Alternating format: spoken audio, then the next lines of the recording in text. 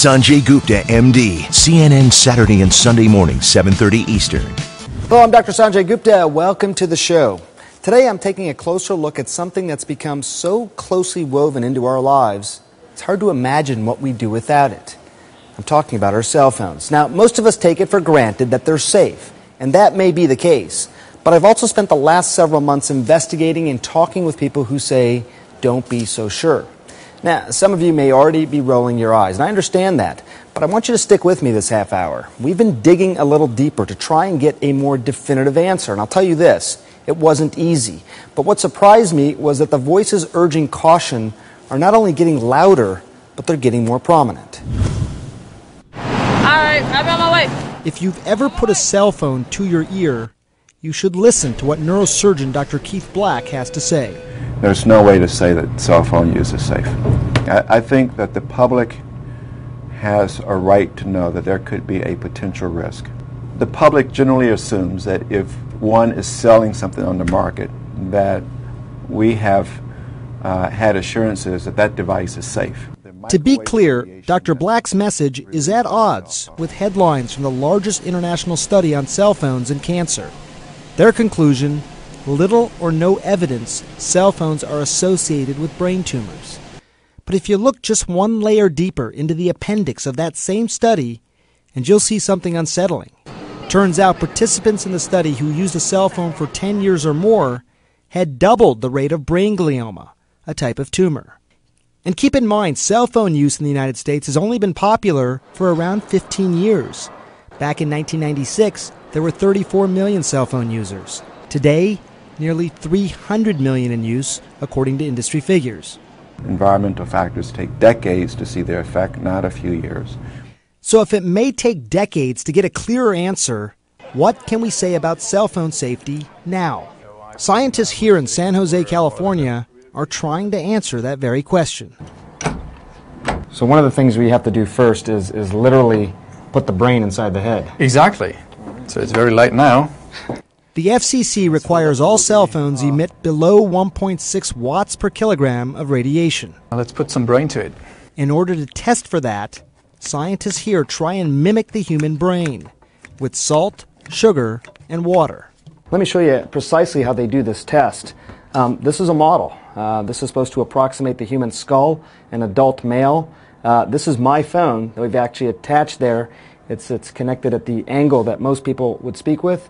And inside over here, very important, this bubbly liquid inside, that's what represents liquid brain. What's going to happen is the phone is making a call. After a period of time, this device is going to come over here and start to measure radiation at all sorts of different points in the brain. After that, they're going to take all of those numbers, basically put it on a computer screen, and tell us where the hot spots are and just how high the levels got. My cell phone measured within FCC limits, but the whole process was, well, surprisingly low tech. And what about different size skulls? Or children? In children, their skull is thinner, their scalp is thinner, so the microwave radiation can penetrate deeper into the brain of children and young adults. And their cells are dividing at a much faster rate, so the impact of the microwave radiation can be much larger. But there have been no studies on children in cell phone safety. And here's something else that might surprise you. The cell manufacturers themselves actually advise against putting the cell phone right next to your head or really anywhere in your body. Take a look, for example, with the iPhone 4. The safety instructions specifically say when using the iPhone near your body for voice calls, keep it at least 15 millimeters or 5/8 of an inch away from your body. And what if you're a BlackBerry user specifically? They also have safety guidelines. In this case, they say keep it 0.98 inches or 25 millimeters from your body, meaning your head or really even your pocket. Dr. Keith Black has been talking about this longer than many, but the voices joining him are becoming louder and more prominent. The city of San Francisco pushed for radiation warning labels on cell phones. The head of a prominent cancer research institute sent a memo to all employees urging them to limit cell phone use because of possible risk of cancer. And the European Environmental Agency has pushed for more studies, saying cell phones could be as big a public health risk as smoking, asbestos, and leaded gasoline. The Federal Communications Commission, the FCC, they set the guidelines for how much radiation a cell phone can emit, and they say cell phones are safe. But how can they be so sure? Keeping them honest, we decided to come here to try and find out for ourselves, but they declined an on-camera interview. The type of radiation coming out of your cell phone is called non-ionizing. It's not like an X-ray, but more like a very low-powered microwave oven. What microwave radiation does, in the most simplistic term, is very similar to what happens to your food when you put your food in a microwave oven. It's essentially cooking the brain. But based on their past statements, the FCC isn't convinced there's a real risk and maintain they, quote, do not endorse the need for consumers to take any precautions to reduce exposure. Now, I'll tell you, as a neurosurgeon, as a journalist, as a guy who personally has 3 cell phones, I believe this is an important issue to investigate. And for what it's worth, I haven't met anyone who says don't use a cell phone. Of course, that's not even realistic in today's age. But there are things you can do, steps you can take to minimize your risk from radiation. And if you're concerned about that, I'll show you those during the show. But coming up first, we're going to dig even deeper into this. And you're going to hear my conversation with a scientist who's been studying this for over 20 years. I'll be right back with a special look at cell phone safety. And we are back with a very special SGMD talking about cell phone safety. There's been a lot of studies on this. The most recent study on cell phones is by researchers at the National Institutes of Health. Now, they found something very interesting, that the radiation emitted from your cell phone increased brain cell activity after about 50 minutes of talk time. Let me show you what I'm talking about here. These are natural scans of the brains looking at what is known as glucose metabolism. Brain activity, it's one way of measuring it. This is with the cell phone on. Look how much yellow is in this area around the brain. Compare it to when the cell phone is off. Very little yellow, comparatively speaking. This is one of the first studies to actually show that there is an impact from using cell phones actually on the brain. Now, we don't know if it's good or bad right now. These are preliminary findings, but there may be concerns, for example, among people who already have some sort of brain problem. For example, if someone has a brain tumor, you could see increased glucose metabolism. Because the cancer is a high-activity part of the brain, could that worsen it somehow? That's questions that the researchers at the NIH have raised. Also, that's part of the speculation overall. They say they're committed to studying it further. So it all comes back to a question of safety. And I should tell you now, right off the bat, what we're talking about today is highly controversial. We've talked to industry experts who say that the scientific evidence has overwhelmingly indicated that wireless devices do not pose a public health risk. I've talked to a lot of scientists and doctors who say, look, we just don't know. And then there are people like Deborah Davis, a physician, a researcher, former White House senior health advisor, who founded a group called Environmental Health Trust. Now, she studied the issues with cell phones for decades, in particular the amount of radiation they give off and what your body might absorb. She's trying to connect those dots. You may not agree with what you're about to hear, what she has to say, but I think it's important to hear. Why did you get interested in cell phones? Because I knew about the history of tobacco and asbestos, because I'd worked on those things for 20 years. Just because there's other issues that subsequently became problematic doesn't mean everything is going to become problematic. Of course not, but in this particular case, I also knew enough about non-ionizing radiation to recognize that there were biological effects that hadn't been fully appreciated. And when I went back and I looked at the history of science, which is something I know a little bit about, I learned that the Navy had had warnings and had developed ways to protect personnel against some of these exposures, and I became curious. As you talk about, and a lot of people do, everybody has one nowadays, and young kids are using them. Well, I prefer to think that we were naive, and the reason you and I are talking is that we're no longer so naive about this issue. I think that there's a recognition also that the governments of France and Finland and Israel have issued warnings, and those are not countries known to take these issues lightly. I am particularly concerned as a grandmother about the developing brain, about children who are using cell phones, about toddlers and infants whose parents are downloading white noise apps and lullabies and putting the phones under their babies' heads or giving the babies phones to use as teething devices. We are so naive about technology. Look, cell phones have revolutionized our lives, mine and yours. You can respond to medical emergencies. They're very valuable. But people have a right to know that cell phones are basically small two-way microwave radios and that they should not be kept directly on the brain or body. And that's what the fine print warnings now tell you. A lot of people listening to this will say, look, I thought this was studied, and if there was something bad here, we would already know about it. From studies of the Hiroshima bombing, we know that brain cancer did not show up at all as increased until 40 years after that bombing occurred. When you put it like that, it seems to make sense that we certainly just don't know. Enough time has not passed to be able to say anything definitive on this, yet the jury seems to be pretty clear on this. Well, I don't think the jury's clear in other nations right now. I think the answer to that has to do with the old-fashioned issue, isn't it? The cell phone industry has been very, very powerful and is very influential on both sides of the aisle. All of us, including me, don't want to give up our phones. Over 10 years. Is the effect of using a phone, would you describe it as a cumulative problem? I mean, are you accumulating the problems in your brain? It is a cumulative problem. As we know, happens with many things that can cause cancer. It may not be the one exposure. Look, we are born with repair processes. We get damage to our DNA every day just by breathing, sunlight, and whatnot. And if we eat well and exercise and don't have too much exposure, that damage gets repaired. For cell phone radiation, young people today are growing up in a sea of radio frequency radiation that did not exist even 5 years ago. We've been surrounded by radiation for a long time. You're saying this new radiation has changed the amount that we're exposed to? By billions and billions and billions of times. The amount of radio frequency radiation today is billions of times greater than occurred at the Big Bang through which we evolved human life. I don't think all microwave radiation is necessarily problematic, and I recognize that microwaves play a very important role in many aspects of modern life.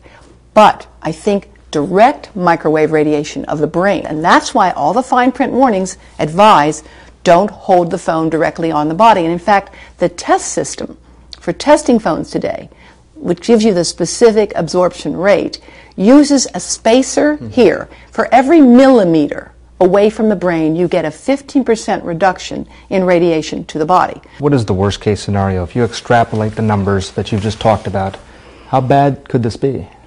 It could be a global epidemic. People do have a right to know there are simple things to do. We've got to have more of a public conversation about this. And we are poorly served by reassurances that everything is okay, by misuse of science. It's not helping us, it's not helping our children.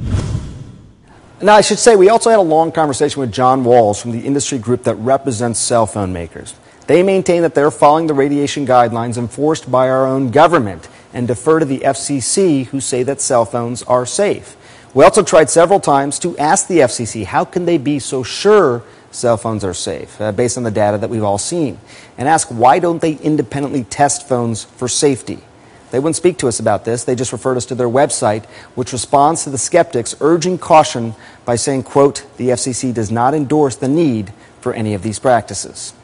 Now, a real estate agent who used a cell phone all the time, many of us do, he thinks, though, in his case, it gave him a brain tumor and he's fighting back. We'll tell you his story. That's next on SGMD.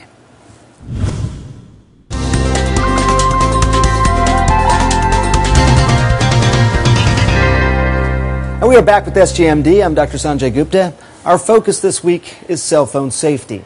Now, during our investigation, we met Alan Marks. He's a successful businessman with a remarkable story. Mark's life-changing battle with brain cancer led him on this unique journey that took him all the way to Capitol Hill, doing something he never expected to do. Good morning. Good morning, Alan. How are you? For Alan Marks, being in the real estate business for 30 years has been a passion. I like building homes and seeing people move into them happy.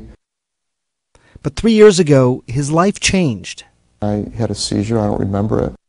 The cause of that seizure, a malignant brain tumor. Now, surgeons were able to remove the cancer, but he says the recuperation was challenging. It took a long time. Even now, I have some deficits, and you try to find ways to overcome them. And there's something else. Marks feels responsible for his own cancer. I know what it is. It was my cell phone use.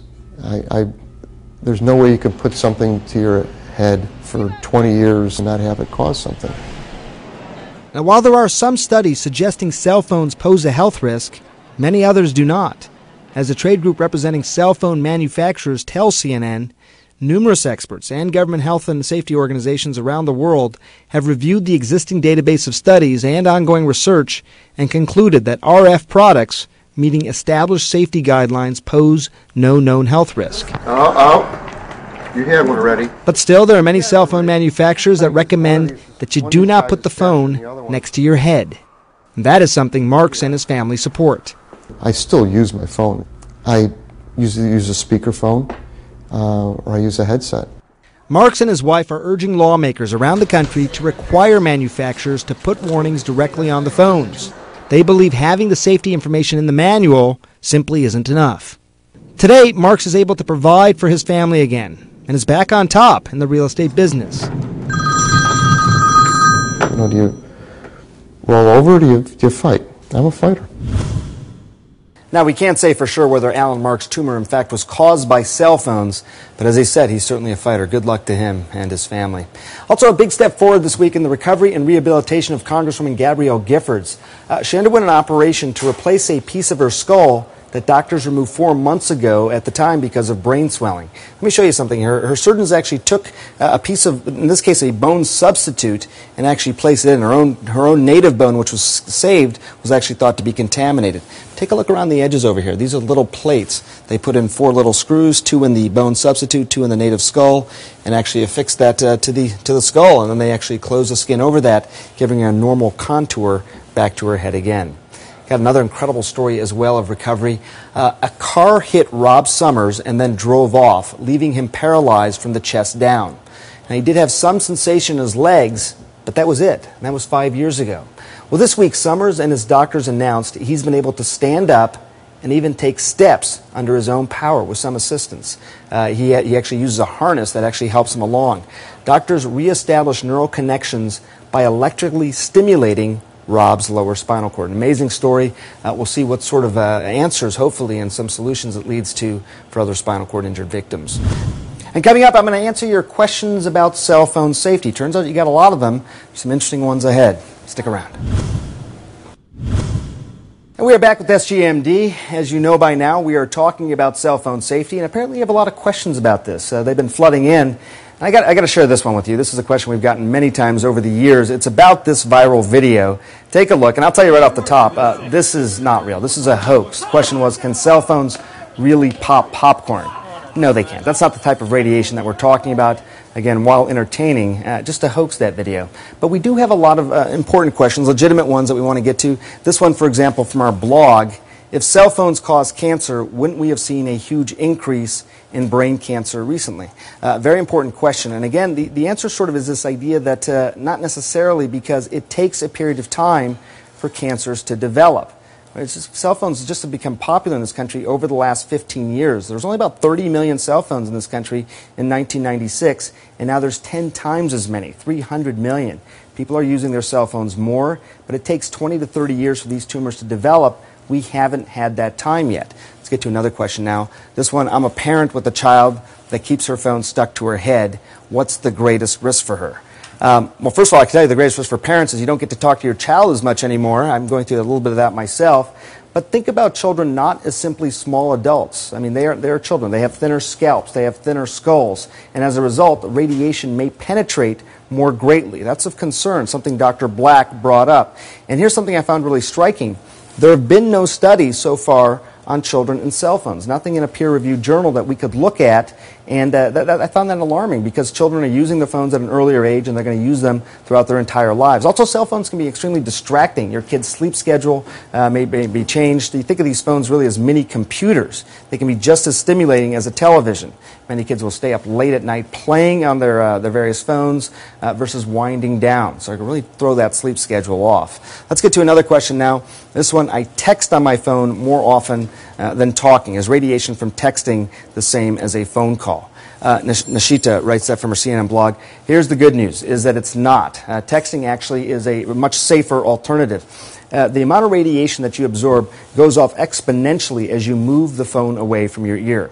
You could also use speakerphone, and you could use a wired earpiece. People around this building know that I use my wired earpiece all the time. I've been talking about it for some time. It's a simple thing to do to mitigate your risk. Not asking people to turn their lives upside down. It just simply comes down to trying to decrease your risk and waiting for more of these studies to come out.